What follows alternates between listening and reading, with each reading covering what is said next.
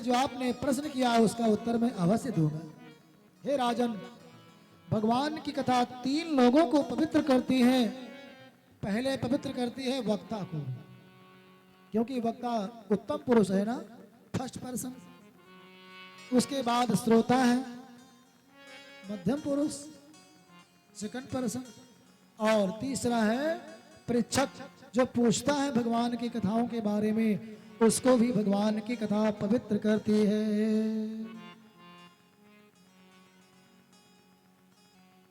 हे राजन, उस समय की बात है, गौर भूत्वा अश्रुमुखी खिन्ना क्रंदती करुणाम विभो। गौ धरती माता ने गाय का रूप बनाया है। अब यहाँ पर यह स्पष्ट कर देना चाहिए कि गाय ही धरती है, धरती ही गाय है। जो धरती माता ऐसे तो प्रकट नहीं हो सकती है।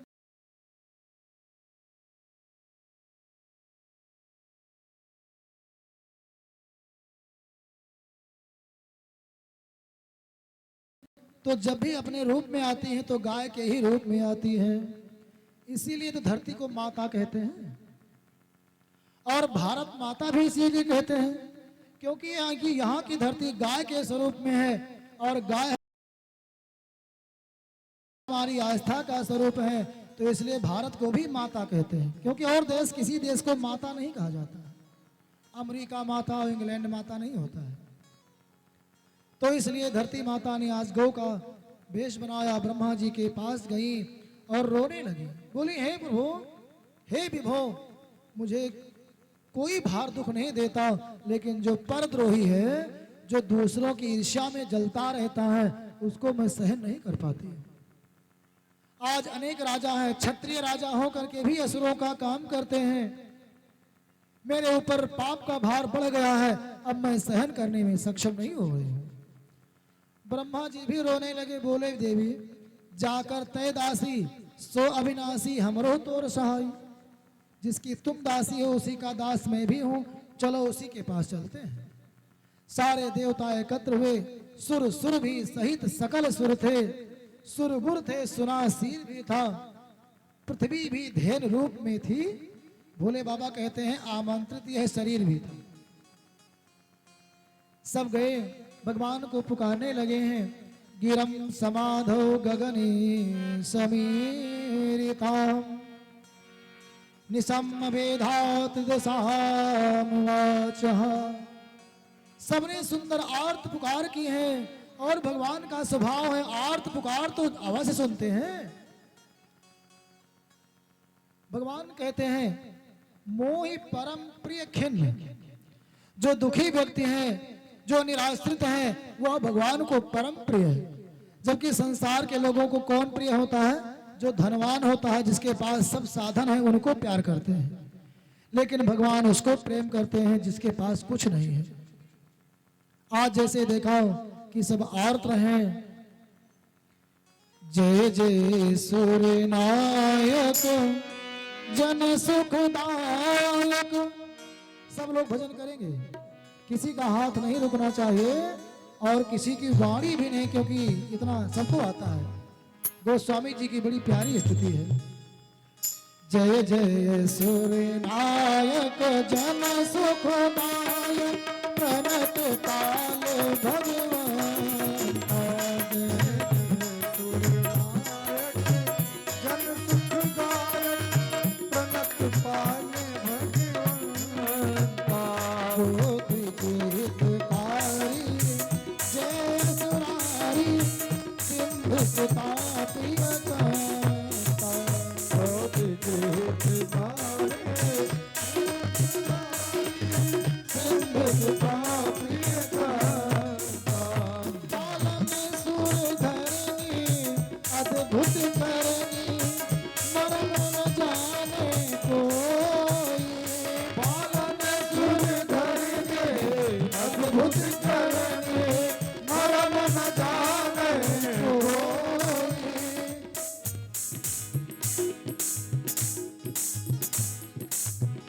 जो सहज कृपाला दीन दयाला करहु अनुग्रह सोई। जो सहज कृपाला दीन दयाला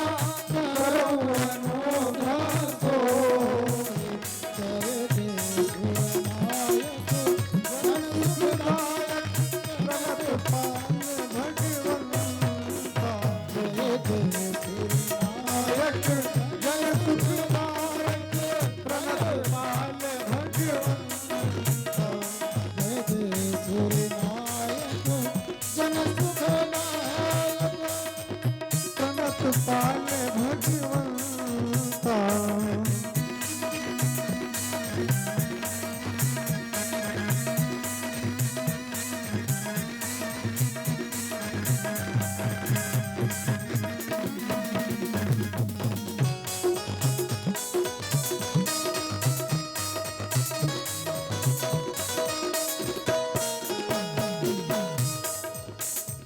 जय दीन प्यारे वेद पुकारे प्रभु सो श्री भगवान जय दीन प्यारे वेद पुकारे प्रभु सो श्री भगवान भववारिधि मंदर सब विधि सुंदर भववारिधि मंदर सब विधि सुंदर गुण मंदिर सुख जामुन तीर्थ सकल सुर चरण भातुर नमक नाथ पद कांगा जय जय सुर नायक जन सुखदायक प्रणत पाल भगवान का जय जय सुरनायक जन सुखदायक प्रभुत पाल भगवान का।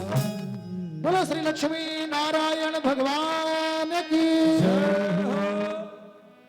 जोर का जयकारा लगाया, सबने निवेदन किया और भगवान आर्त स्वरूप को सुन करके सुंदर आकाशवाणी करते हैं।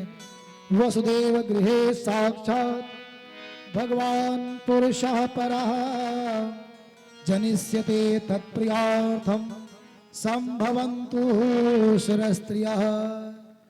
मैं वसुदेव जी के यहाँ आकर के बालक के रूप में जन्म लूंगा। हे देवताओं, हे देवियों, आप लोग भी अगर चाहो तो चल करके अपना सुंदर सुंदर सा स्वरूप बना करके अवतार ले सकते हैं। देवताओं और देवियों ने जैसे सुना तैसे सब प्रसन्न हुए और सुंदर गोप ग्वाल के रूप में जन्म लेने का सिलसिला प्रारंभ हो गया है। जितने पुरुष लोग हैं, देवता लोग हैं, कुर्सी पर बैठे हैं, और जितनी देवियां हैं, ये सब देवियां हैं, तो ये सब ग्वालिनियां बनेंगी, और जितने पुरुष लोग हैं सब ग्वाल बाल। बोलो बांके बिहारी लाल की जय हो। सबने अवतार ग्रहण किया है। इधर भगवान की प्रतीक्षा हो रही है। एक राजा थे जिनका नाम था उग्रसेन। उग्रसेन महाराज बड़े धर्मात्मा, लेकिन बालक का जन्म हो गया ऐसा जो बड़ा दुरात्मा। पिता तो धर्मात्मा, पुत्र दुरात्मा कैसे हो गया? ऐसा नहीं होता है ना अक्सर।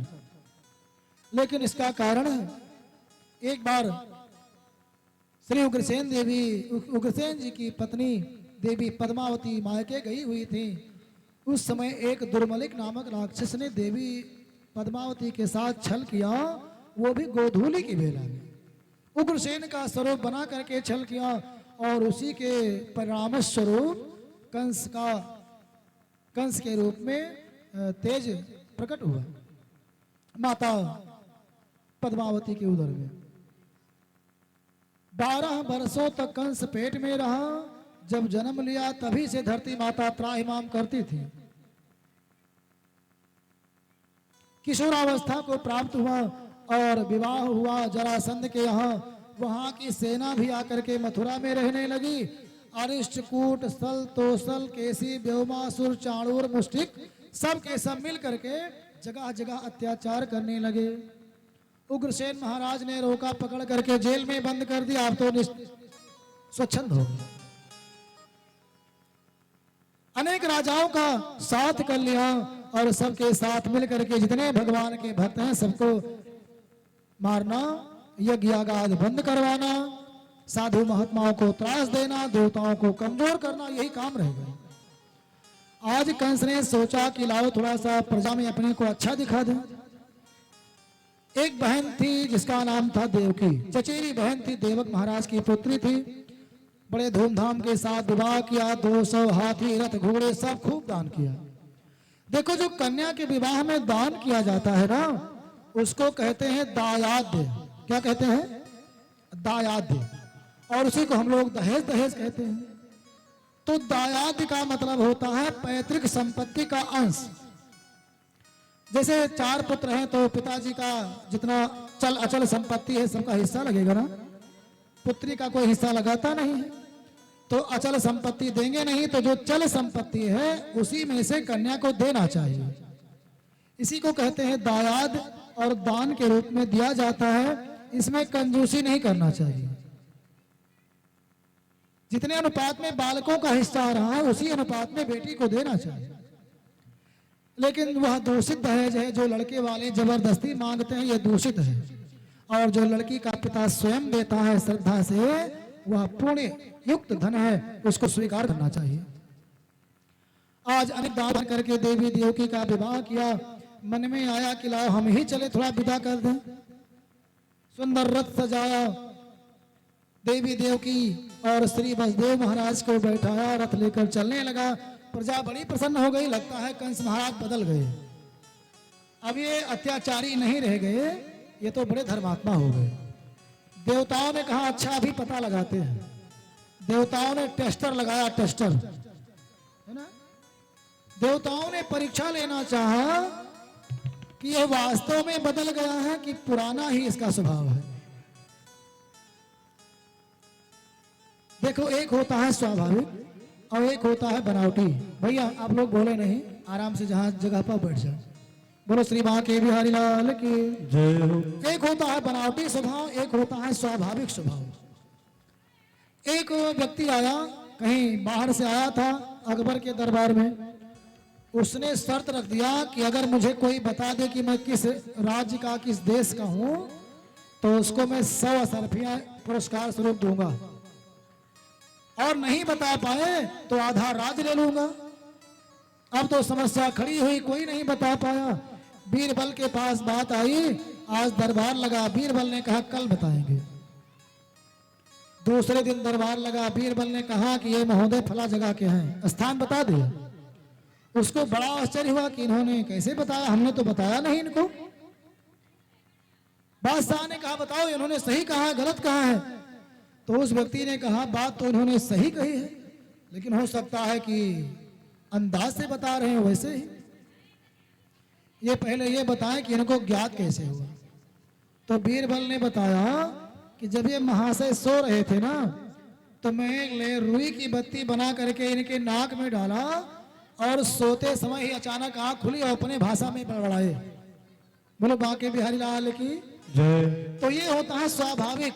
जब आप स्वाभाविक बोलेंगे तो अपनी भाषा बोलेंगे, और अगर बनावटी बोलेंगे तो हिंदी अंग्रेजी गणित विज्ञान चाहे जो बोले। लेकिन आजकल तो बच्चों के ऊपर जबरदस्ती बताया जाता है कि कहते हैं मैंगो मीन्स आम, तो मैंगो मीन्स आम नहीं बताते इंग्लिश मीडियम वाले। Mango means a fruit who growth at a tree yellow, उसको ऐसी व्याख्या करेंगे, सीधे आम नहीं बताएंगे। कहेंगे एक ऐसा फल जो आम के पेड़ पर होता है, ऐसा वैसा घुमा कर। मतलब जो है बच्चे को अपनी मातृभाषा से बहुत भटकाते हैं। तो जो स्वाभाविक है वह स्वाभाविक है। कंस का स्वभाव था, जैसे देवताओं ने आकाशवाणी किया,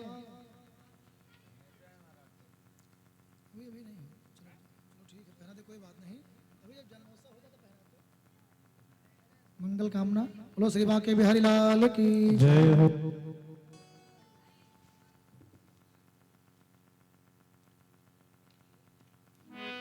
जैसे अपनी बहन को विदा करने के लिए जा रहा था, देवताओं ने आकाशवाणी किया, अस्यास्तु अष्टमो गर्भभू हम ताते वहां से अबुध। हे मूर्ख, जिस बहन को तो श्रद्धा प्यार और लाड के साथ विदा कर रहा है, अपने रथ पर ढो रहा है, इसका 8वां लाल तेरा काल होगा। जैसे कंस ने इतना सुना, रथ से कूद पड़ा, रथ के पिछले भाग में गया, अपनी बहन के केस को इतना कस करके पकड़ा कि बहन चीख उठी। कंस ने सारी बात बताई कि इसका 8वां लाल मेरा काल होगा। तो लाल की प्रतीक्षा क्यों करें, जड़ को ही समाप्त कर दें, ना रहेगा बांस ना बजेगी बांसुरी। इसलिए मैं इसको मार दूंगा। बसदेव जी ने समझाया कंस को क्रोध आया, तलवार मोड़ दिया बसदेव जी की ओर। अब देवकी महारानी चरणों में गिर पड़ी, भैया अभी तो सिंदूर लगा है, तुरंत आप साफ कर दोगे, कृपा करो। अब फिर तलवार देवकी की ओर मोड़ा, बसदेव जी ने फिर समझाया, उधर मोड़ दिया। कंस को आया क्रोध, बोला तुम दोनों को मारना पड़ेगा। बसदेव जी ने विचार किया कि जो आफत आई है उसको अभी टालते हैं, बाद में देखा जाएगा। बोले कि हे भैया कंस, आपको 8वें लड़के से भय है ना, मैं आपको 8वां बालक ला करके सौंप दूंगा और उसको आप नवजात शिशु को ही मार देना, वो आपका क्या कर पाएगा, छोटा सा बालक। कंस के समझ में बात आ गई और एक निगरानी में रख दिया, हाथ में हथकड़ी, पांव में बेड़ी तो लगती है 8वें गर्भ के समय में। एक सर्विलांस में, एक निगरानी में रख करके नजर बंद कर दिया श्री देवकी और श्री बसदेव जी महाराज को। धीरे धीरे करके प्रथम पुत्र उत्पन्न हुआ, ला करके कंस को सौंपा। कंस को दया आ गई, बोले इसे मुझे कोई भय नहीं, वापस ले जाओ। नारद जी आए हैं, 8वां पहला समझा बुझा करके, और पुनः कंस ने उस बालक को वापस मांगा, पटक करके उसका प्राणांत कर दिया। क्योंकि उस बालक का जो जन्म हुआ था वो शाप के बस में हुआ था, जो श्रीमद् देवी भागवत में विस्तृत वर्णन मिलता है। इनको खटगर्भ कहते हैं। इनकी आयु बहुत अल्प थी, इसलिए नारद जी ने यह उपाय किया। धीरे धीरे करके 6 संतानें समाप्त हुई, 7वां बालक उदर में आया और भगवान ने योग माया भगवती से कहा, देवी ये मेरे शेष भैया हैं, बड़े बनकर गए हैं, तब की छोटे बनकर गए थे, अब की बड़े बनकर गए, तो इसलिए इनको देवकी के गर्भ से खींच करके ले जा करके जो श्री बसदेव जी की दूसरी पत्नी है नंद बाबा के यहाँ रहती है ना, उनके उदर में डाल दो। योग माया ले गई हैं और उस बालक को देवी रोहिणी के गर्भ में डाल दिया। इधर कंस को सूचना मिली, 7वां गर्भ नष्ट हो गया, निश्चिंत हो गए। अब तो 8वां बालक जब भगवान के स्वरूप में देवकी के उदर में आया तो कारागार में ऐसा प्रकाश हुआ कि मानो लाखों सूर्य निकल आए हो। कंस को सूचना मिली, दौड़ा दौड़ा आया, सोचा मार दे, अभी भी समय है। बहन को मारना चाहा लेकिन मार न सका, वापस चला गया। अब तो हाथ में हथकड़ी, पांव में बेड़ी लगा दी, पहरेदार बढ़ा दिए, ताले 4-4 लगा दिए, न स्वयं सोता है न किसी पहरेदार को सोने देता है। इतनी चिंता उस 8वें लाल की है कंस। देवताओं ने देखा प्रभु गर्भ में निवास कर रहे हैं। जब जीव निवास करता है तो भगवान बड़ा आनंद लेते हैं, चले देखे कैसे गर्भ में रहते हैं। सारे देवता आए हैं, भगवान की स्तुति करने लगे। सत्य प्रथम सत्य परम त्रिसत्यम सत्यस्य योनिं निहितं च सत्ये। सत्य प्रथम श्री कृष्ण मुरारी नारायण वासुदेव। सत्य प्रथम सत्य परम त्रिसत्यम सत्यस्य योनिं निहितं च सत्ये। श्री कृष्ण गोविंद हरे मुरारी नाथ नारायण वासुदेव। सत्यस्य सत्यम ऋतु सत्यनेत्रम सत्यात्मकं त्वां शरणं प्रपन्नः। श्री कृष्ण गोविंद हरे मुरारे हे नाथ नारायण वासुदेव। हे नाथ नारायण वासुदेव, हे नाथ नारायण वासुदेव, हे नाथ नारायण वासुदेव, हे नाथ नारायण वासुदेव। श्री कृष्ण गोविंद हरे मुरारे। श्री कृष्ण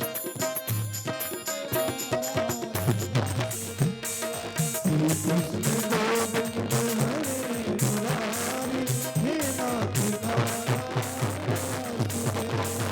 हे कालमोसो विमलस्त्रिमूलं चतुरसातं च विभाषणात्मा। सत्त्वगंस्तं विगतो नवाचो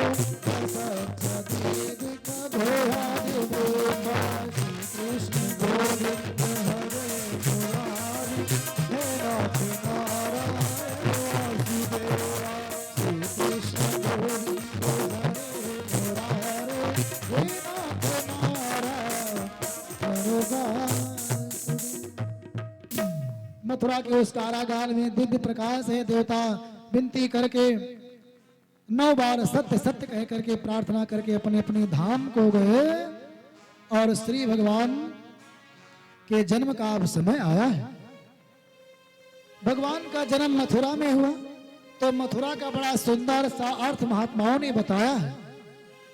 मथुरा विपरीतेन मध्यमाक्षर वर्जिता, राम नाम वर्जिता पुंसा। मथुरा को कहते हैं उल्टा करो, मथुरा को उल्टा करो तो हो जाएगा राथुम, है ना। और मध्यमाक्षर वर्जिता, उसके मध्यम अक्षर को निकाल करके अलग रख दो तो क्या बचा, राम। तो जिस नगरी में नारायण रहते हो, राम रहते हो, उसी का नाम मथुरा है। महात्माओं ने पूछा तो जो बीच वाला अक्षर है वो कहां चला गया, तो कहते हैं राम नाम वर्जिता पुंसा तन मुखे मध्यमाक्षरम।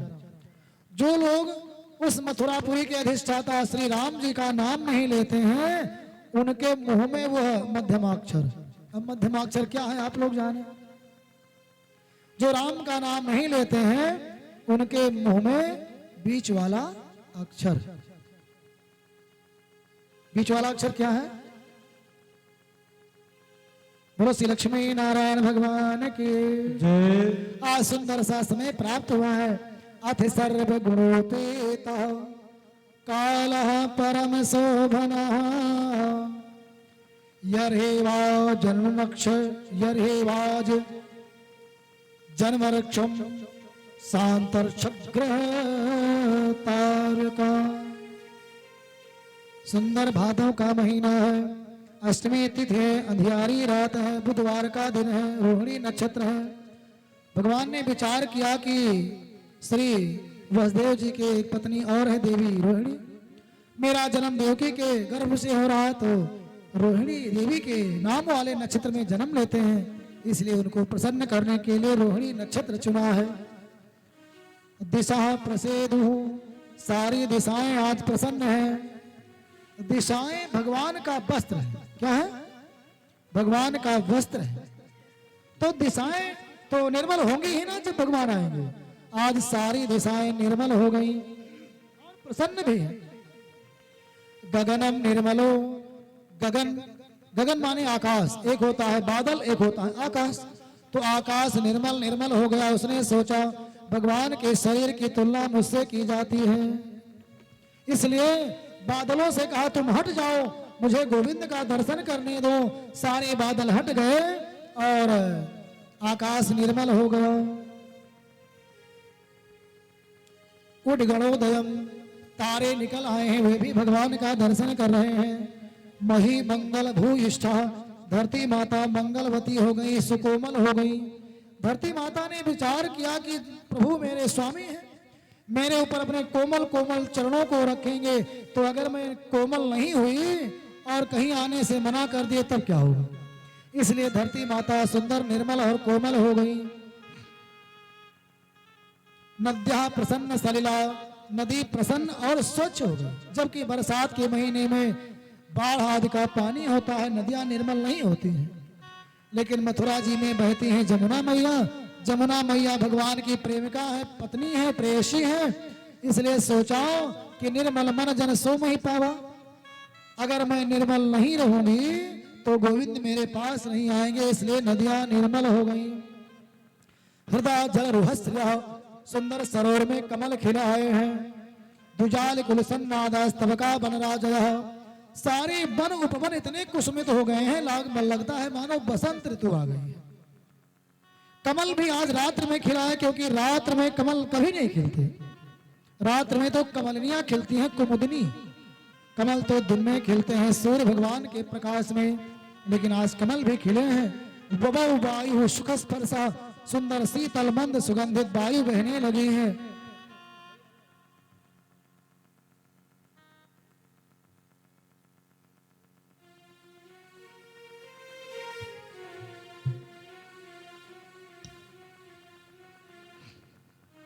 बोलो श्री बालकृष्ण भगवान की। जय हो। सुंदर वायु बहने लगी है, शीतल मंद सुगंधित वायु बह रही है। जो ब्राह्मण आदि की अग्नियां बुझ गई थी, हवन कुंड की, सब अपने आप जल गई। सबसे बड़ी बात तो यह है कि सबके मन प्रसन्न है। जब मन प्रसन्न हो ना तो समझना चाहिए कोई अच्छा काम होने वाला है। कितना भी अच्छा सगुन साहित हो, अगर मन गवाही नहीं देना है तो मत जाना कहीं यात्रा करने के लिए। और अगर मन कह रहा है कि बड़ा अच्छा है, चलना चाहिए, तो तुरंत चले जाना चाहिए, क्योंकि मन भगवान का संकेत है। आज सबके मन प्रसन्न है, सबको लगता है कि आज कुछ अच्छा होने वाला है। सारा संसार जो जितने भक्त हैं सब जाग रहे हैं। भक्त लोग भगवान के लिए जाग रहे हैं, और जितने दुष्ट हैं डर के मारे जाग रहे हैं। सबके सब जाग रहे हैं। और उसी बीच में सुंदर जब समय प्राप्त हुआ, रात्रि के 12 बजे हैं, रात्रि के जब 12 बजे हैं, उसी समय श्री देवकी महारानी और श्री वसुदेव जी के समक्ष कंस के कारागार में एक अद्भुत सा प्रकाश प्रकट हुआ है। ऐसा अद्भुत दिव्य प्रकाश है जिसको देख करके देवी देवकी और श्री वसुदेव जी महाराज अत्यंत हर्षित हो गए हैं और हाथ जोड़ करके विनती करते हैं। धीरे धीरे करके जब वो प्रकाश थोड़ा सा शांत हुआ ना, तो एक बड़ी दिव्य सुंदर मूर्ति प्रकट हो गई। वह मूर्ति ऐसी है, सुंदर श्यामल आकाश जैसा स्वच्छ शरीर है, नील कमल के समान कोमल कोमल अंग है, कमल की पंखुड़ियों के समान कान तक फैले हुए लंबे लंबे नेत्र हैं, भवें ऐसे शोभा पाती है मानो भौरों का गुंजार हो रहा हो।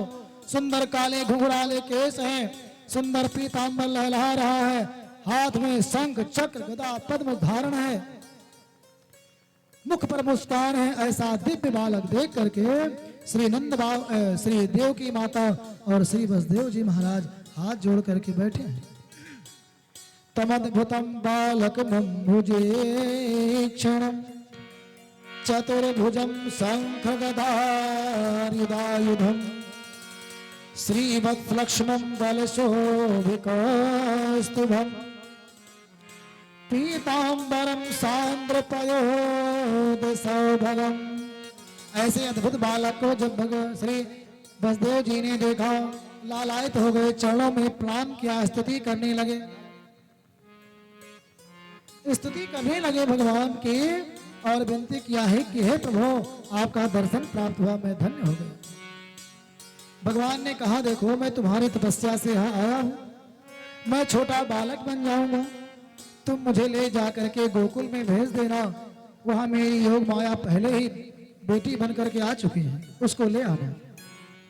सारी बात बता करके और भगवान छोटे से बालक के रूप में हो गए। बोलो श्री बालकृष्ण भगवान की जय हो। जैसे छोटे से बालक हुए, देवी देवकी की गोदी में आए, तो माता को ऐसा लगा कि ये कोई नीलमणि का खिलौना है, सुंदर सा स्वरूप है, लेकिन कोमलता तो कमल के समान है। जैसे अंगों का स्पर्श हुआ, रोम रोम खिलाया, स्तनों से दूध अपने आप ही बहने लगे, और उस बालक का मुखारविंद देख करके परम आह्लादित हो गई माता देवकी। देखो श्री कृष्ण भगवान में, श्री राम जी में कुछ अंतर है। लोग कहते हैं कोई अंतर नहीं ना, लेकिन सीधा उल्टा है। राम जी जब जन्म लिए तो माता यशोदा माता कौशल्या आदेश देती हैं कि जय सुशीला अति प्रियशीला, है ना। लेकिन यहाँ तो श्री कृष्ण भगवान आदेश देते हैं कि मुझको ले जाकर वहां पहुंचाना, ऐसा करना वैसा करना। राम जी अपने भाइयों में सबसे बड़े हैं, श्री कृष्ण अपने भाइयों में सबसे छोटे। राम जी 4 भाई और श्री कृष्ण भगवान कितने भाई हैं? कितने भाई कोई बताए? कितने भाई हैं श्री कृष्ण भगवान? 8 भाई, है ना। राम जी 4 भाई, श्री कृष्ण 8 भाई। राम जी दिन में 12 बजे आए, श्री कृष्ण भगवान रात के 12 बजे आए। राम जी के एक पत्नी, श्री कृष्ण भगवान के अनेक पत्नी। राम जी की पत्नी को रावण ने चुराया, रावण की पत्नी को श्री कृष्ण भगवान ने चुराया। पता है कब चुराया? शिशुपाल रावण ही तो है। देवी रुक्मिणी का विवाह शिशुपाल के साथ तय हुआ था, अपना मुकुट लगा करके आया था बारात, उसके पहले ही भगवान ने हरण कर लिया। ऐसे कई अंतर है जो सीधा विपरीत है। श्री भगवान बाल स्वरूप में प्रकट हुए। श्री वसुदेव जी महाराज ने देवकी से उस बालक को लिया और लेकर के चलने लगे। देवकी माता रोने लगी, लेकिन भगवान की सारी बात याद है, इसलिए आज्ञा मान करके पतिदेव को समर्पित कर दिया। कहीं से एक सूप प्रकट हो गया, सुंदर सा सूप प्रकट हुआ और वसुदेव जी ने देखा ऐसे कैसे हाथ में ले जाए, लाओ सूप में ही लिटा ले। भगवान की इच्छा भी थी, क्योंकि सूप साधु का स्वरूप माना गया है। साधु ऐसा चाहिए जैसे सूप सुहाए, सार सार को गही रहे, थोथा दिए उड़ाए।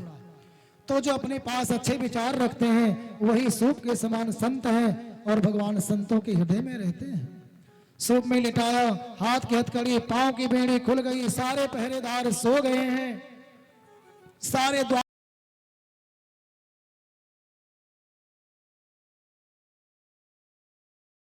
खुल गए। वसुदेव जी बाहर निकले, देखा घनघोर घटाएं घिर आई हैं।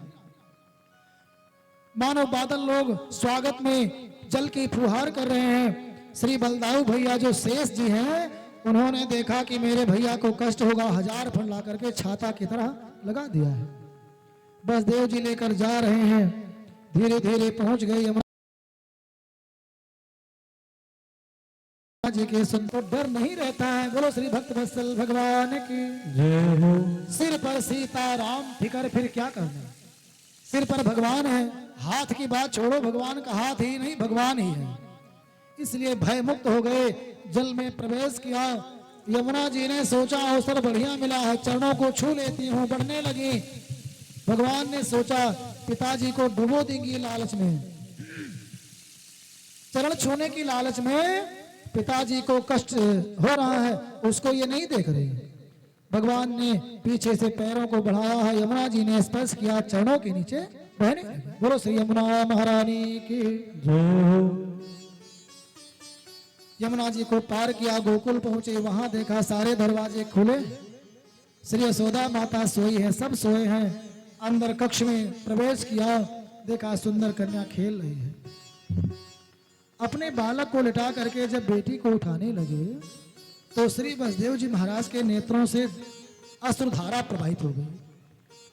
2 कारणों से। पहला कारण यह कि अपने पुत्र को छोड़कर जा रहा हूं, और दूसरा कारण यह कि मैं कितना स्वार्थी हूं, जो अपने बालक को बचा रहा हूं, दूसरे की बालिका को अग्नि में झोंकने जा रहा हूं। लेकिन भगवान का आदेश याद है, इसलिए कन्या को उठाया, लेकर के आगे कारागार में।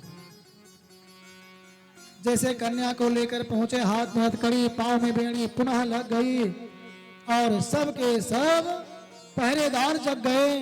कन्या जोर जोर से रोने लगी, और जैसे कन्या जोर शोर से रोई, ततो बाल ध्वनिम श्रुत्वा गृहपाल समुत्थिता।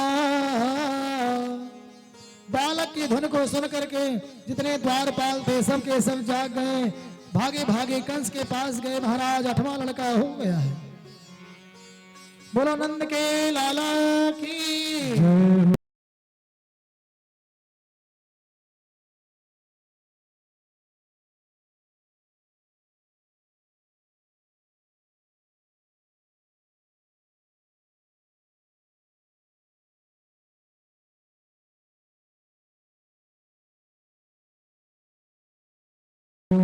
8वां बालक उत्पन्न हो गया है। कंस दौड़ा दौड़ा आया, देवकी मैया ने कहा भैया ये तो बेटी है, छोड़ दीजिए। लेकिन कंस कहा मानने वाला, उसने बेटी के पांव को पकड़ा, पटकना चाहा, लेकिन तब तक वो आकाश में उड़ गई। 18 भुजाओं से युक्त हो करके कन्या आकाश में गई। जोर तीव्र ध्वनि में आकाशवाणी किया, दुष्ट कंस, तूने मुझे मारने की व्यर्थ ही चेष्टा की। तुझे मारने वाला तो अलग ही जन्म ले चुका है। कंस ने जब ऐसा सुना तो तुरंत ही देवकी वसुदेव को कारागार से मुक्त कर दिया, क्षमा मांगा, लेकिन मथुरा से बाहर जाने का आदेश नहीं।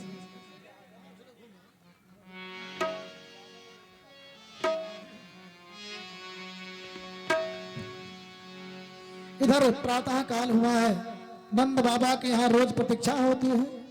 नंद बाबा की बहन श्री सुनंदा जी आ गई हैं और रोज प्रतीक्षा करती हैं कि मेरी भाभी को लड़का कब होगा।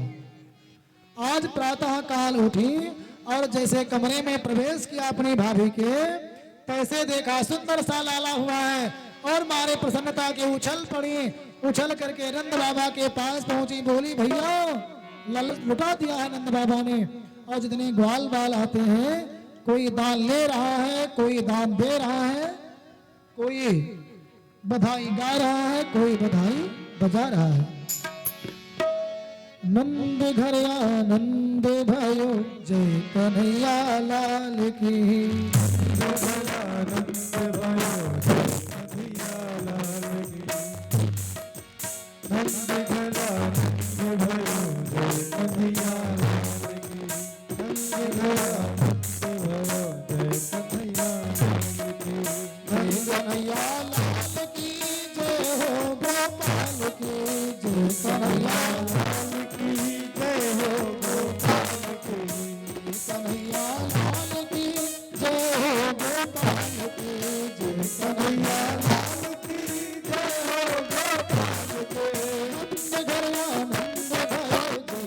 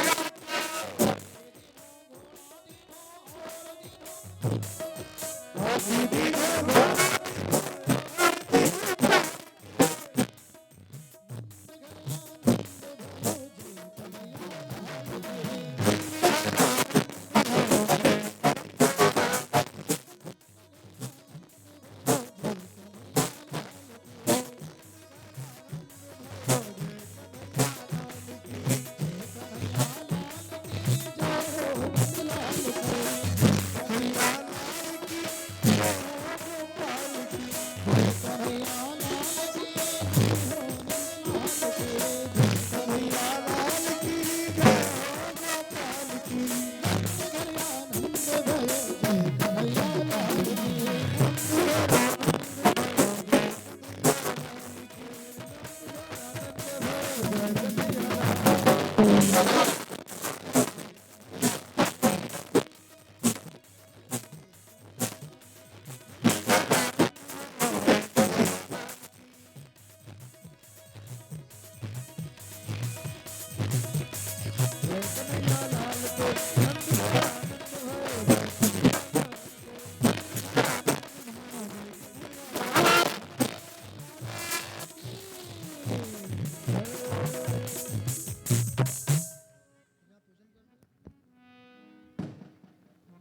स्टैंड वाली माइक दे दो भाई। लाला जायो है नंद घर, लाला जायो है बीरज में। लाओ लाला को, लाला कहाँ गया? लाला को लाओ यहाँ। हाँ लाला को लाओ। लाला जायो है, सूप कहाँ गया? नंद घर लाला जायो है बीरज में, बीरज में, बीरज में रही जय।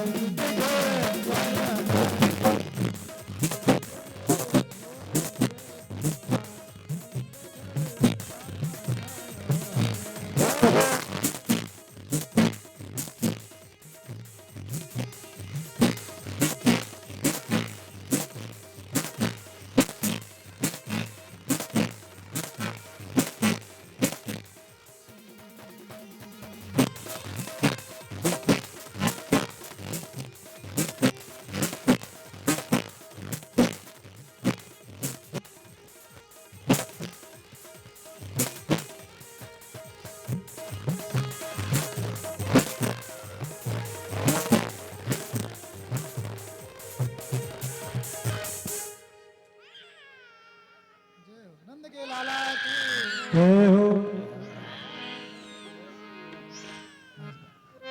ब्रज 84 कोस में भैया, ब्रज 84 कोस में भैया, सब धन्य सोदा मैया, सब धन्य सोदा मैया।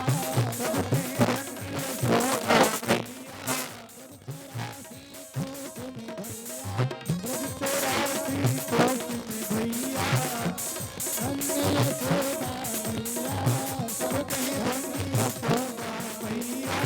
7 साल की आयु में सुख ऐसा पायो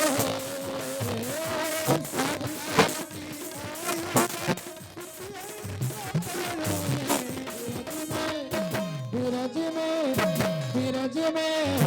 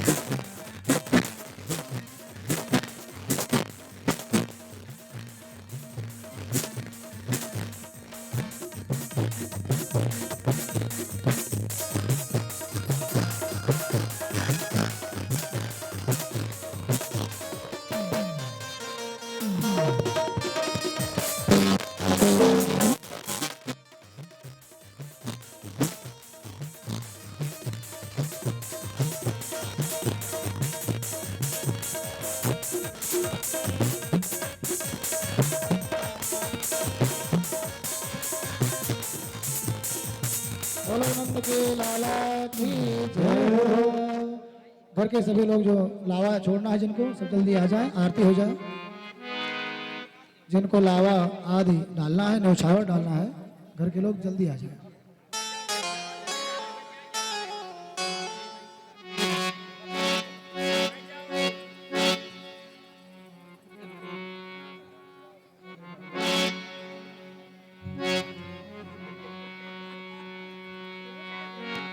अरे अंगना में बाजे बधैया दुआरे सहनैया हो। अरे रामा जन्म में है कृष्ण कन्हैया सखी सब गाओ।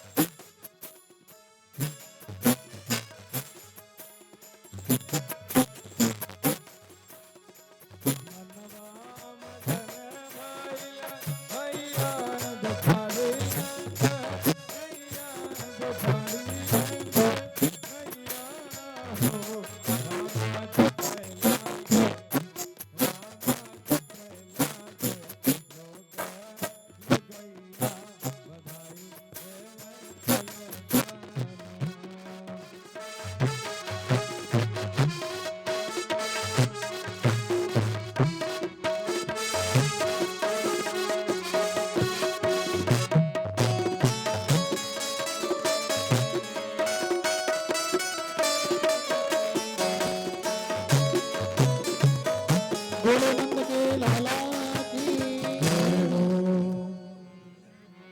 बधैया बाजे आंगने में, बधैया बाजे आंगने में, बधैया बाजे आंगने में, बधैया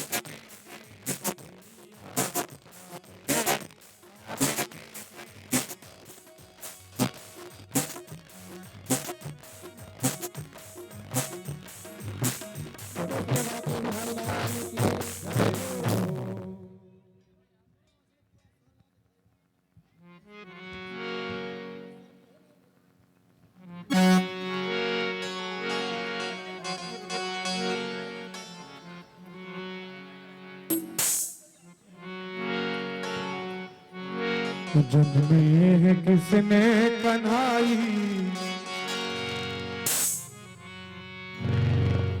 जन्मे है किसने कन्हाई, गोकुल में देख बाजे बधाई। जन्मे है किसने कन्हाई,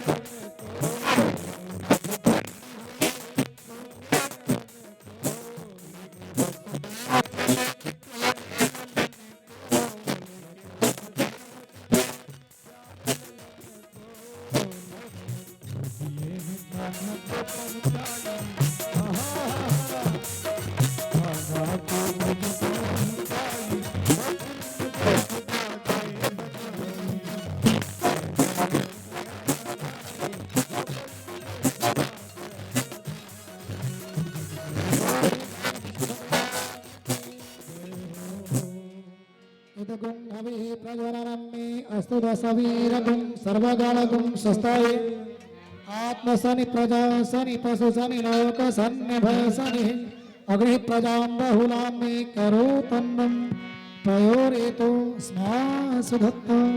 सभी भक्त अपने स्थान पर खड़े हो जाओ, भगवान की आरती करेंगे ताली बजा करके।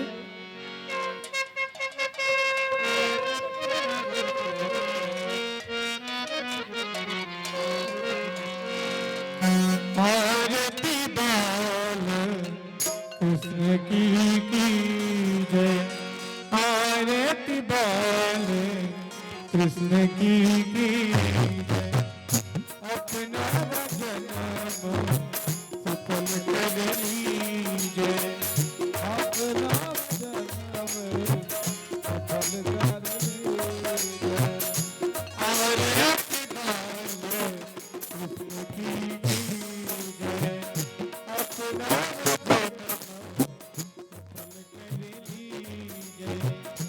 अपना वचन सफल कर लीजिए। श्री यशोदा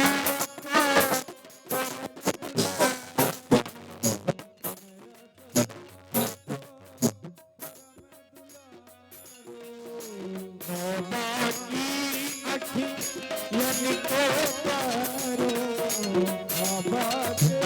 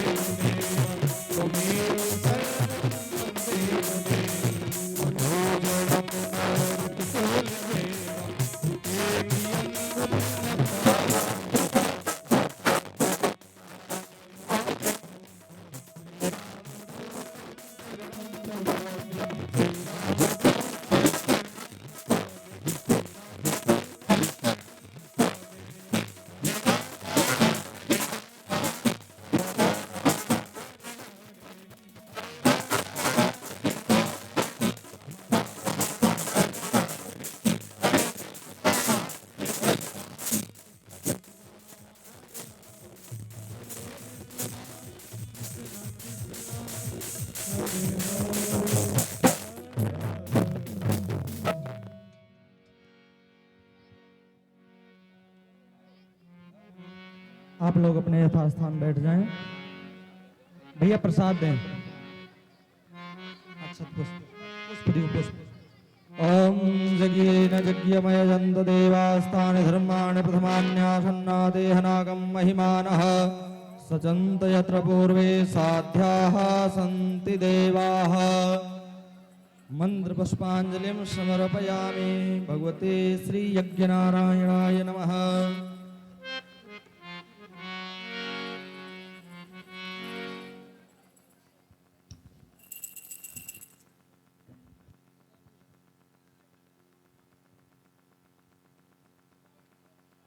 जय श्री राम।